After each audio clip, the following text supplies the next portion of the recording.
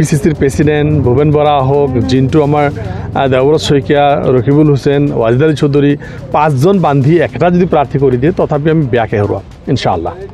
জাভেদ ইছলাম ডাঙৰীয়া AGPৰ প্ৰাৰ্থী আছিল, মৌলানা বদৰুদ্দিন আজমল চাহাব UDFৰ প্ৰাৰ্থী আছিল।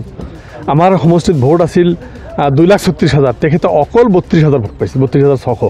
ধুবুৰীত কেৱল ৰকিবুল হুছেইনেই নহয়, ভূপেন বৰা, দেৱব্ৰত শইকীয়াকে ধৰি মুঠ 5জনক একেলগে প্ৰাৰ্থিত্ব প্ৰদান কৰিলেও আজমলৰ হাতত শোচনীয়ভাৱে পৰাস্ত হ'ব কংগ্ৰেছ।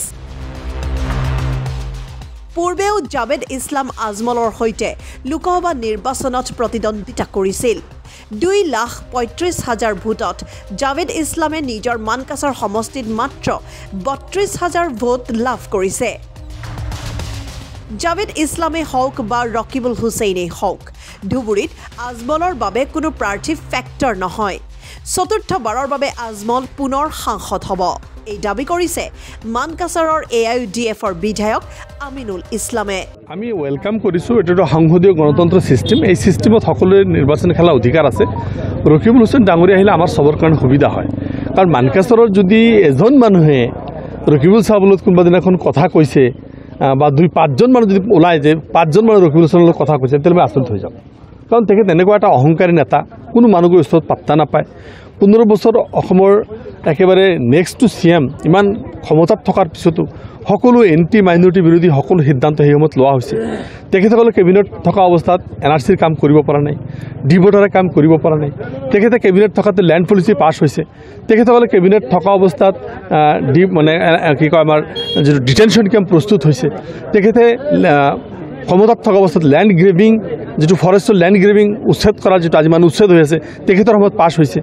আজি ডিলিমিটেশ্যন তেখেতসকলৰ কেবিনেটৰ সময়ত পাছ হৈছে, কেবিনেটৰ মূল মানুহজন তেখেত আছিল।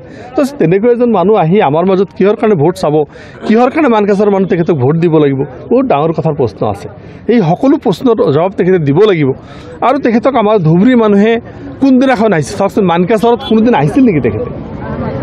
কোনো সাংগঠনিক কামত কোনোদিন আহিছিল নেকি? এবাৰ মানুহলাপাৰা মিটিঙত আহিছিল, বাছ দ্যাট চিট। তাৰ বাহিৰে আমাৰ কোনোদিন অহা নাই। তো আমি কি ভোটটো বুজাবুজি তেখেতসকলক দি দিম নেকি? তো সেইবিলাক কথা আছে, আহিব দিয়ক, গণতন্ত্ৰ আছে, খেলিব পাৰে, খেলিবৰ অধিকাৰ আছে।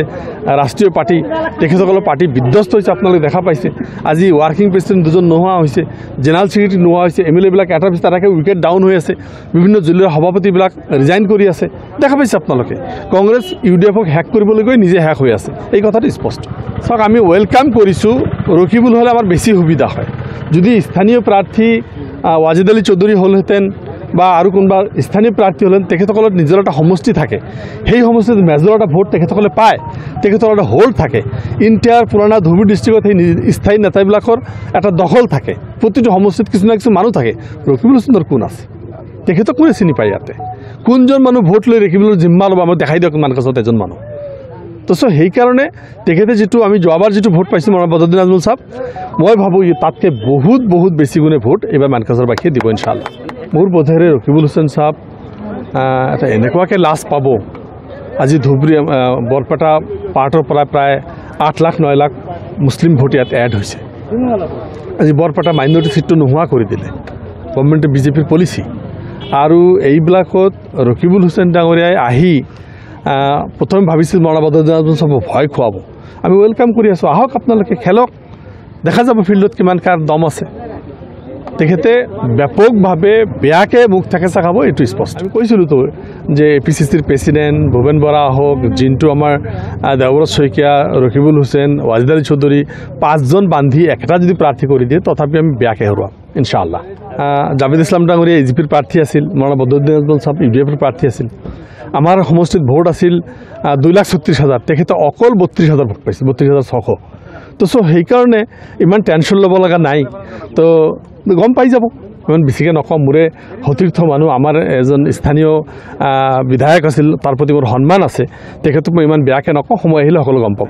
আচ্ছা ঠিক আছে, দেখা যাব ৰাইজে কি কৰে, দেখা যাব। মই এই মুহূৰ্তত ৰাইজৰ মুখৰ কথা ছিঙি আনিব খোজা নাই, তেখেতৰ উত্তৰ ৰাইজে ভোটেৰে প্ৰদান কৰিব। AGP BJPয়ে আমাক সকলো ফালৰ পৰা আক্ৰমণ কৰি আছে। AGP BJPয়ে নাগৰিকত্বৰ ওপৰত, আমাৰ পৰ্দাৰ ওপৰত, আমাৰ মাদ্ৰাছা ভাঙি আছে, স্কুল বন্ধ কৰি আছে, আমাৰ মছজিদ ভাঙি মন্দিৰ বনাই দিলে। সেনেকুৱা এটা দলৰ লগত আজি তেখেতসকলে এলায়েন্স কৰিছে। সেই এলায়েন্সক আমাৰ মানকাছৰবাসীয়ে কিমান দূৰ ভোট দিব সময়ে ক'ব।